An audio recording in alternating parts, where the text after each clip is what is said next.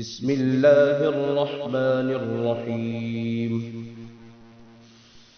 هل أتاك حديث الغاشية؟ وجوه يومئذ خاشعة عاملة ناصبة تصلى نارا حامية تسقى من عين آنية ليس لهم طعام إلا من ضريع لا يسمن ولا يغني من جوع.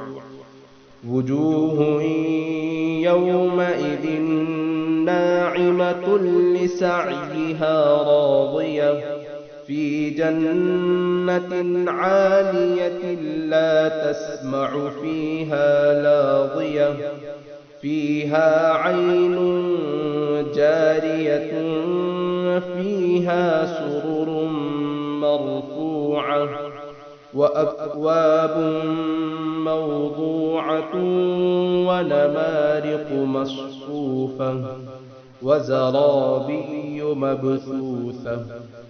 أفلا ينظرون إلى الإبل كيف خلقت وإلى السماء كيف رفعت وإلى الجبال كيف نصبت وإلى الأرض كيف سطحت.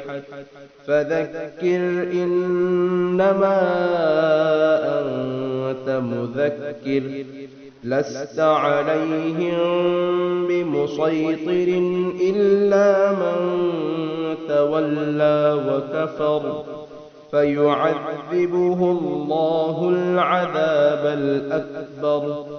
إن إلينا إيابهم ثم إن علينا حسابهم.